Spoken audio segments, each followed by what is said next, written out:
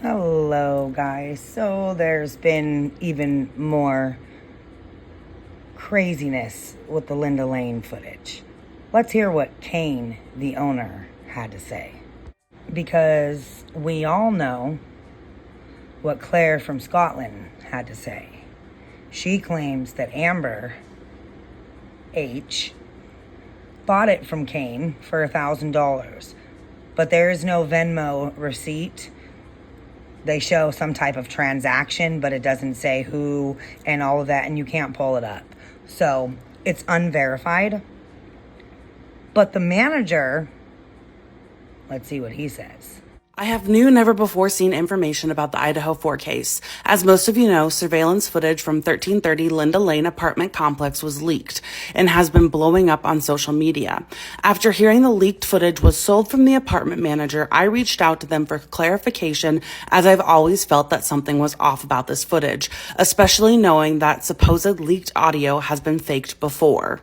This is one of those rumors that is very detrimental to the case. The woman in question claimed to have bought the footage from the apartment complex manager and stated that in the first couple of hours of the video, she heard something that was so horrific that it scared her terribly and that it could alter the timeline of the case and exonerate Brian Kohberger.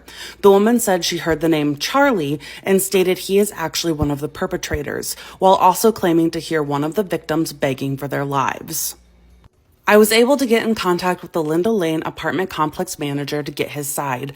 Essentially, he stated that a woman scammed them out of the video, then altered the footage and audio to sensationalize it, creating her own narrative. He clarified the exact location of where the security camera in question is located and what it could have actually picked up and seen. I dropped a pin on the Linda Lane apartment complex, and there with the red X and arrow is where the complex manager says that the camera and footage is taken from. As you can see, the Queen Road apartment complexes are blocking 1122 King Road from view. The light blue X is where people are assuming that the footage has been taken from and is in perfect view of 1122 King Road circled in green.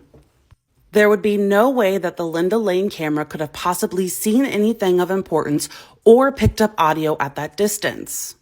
The manager also confirmed that the footage was handed over to authorities on 11/14/2022, and that there is nothing of note on any of the footage that hasn't already been seen and analyzed by the FBI and law enforcement agencies. Please check your information with reliable sources before spreading it as fact. I will be on the ground in Moscow tomorrow, July 16th at 2 p.m. Pacific time, so tune in for the live and more updates. My sole goal with true crime podcasting is to give the victims their voices back by telling the truth and facts of their case without my personal input, regardless of how hard it may be to hear. That, in my opinion, is the best way to honor the victims. So that was True Crime and Chill. I'm not sure if she has a YouTube channel. I'll find out. If she does, I will come back and link it in the description below.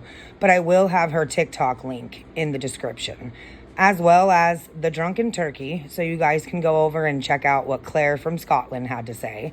And you guys can take it upon yourself on who you want to believe. But right now, without any valid receipts of this purchase from this Kane, I don't believe it. I think it's just something else to fit these people's narratives. And regardless if it was Amber, Claire, Dot, Nicole, Versace, whoever, because now there's so many names and so many people that posted it around the same time. And either way, it's irrelevant. This isn't being used. Until next time.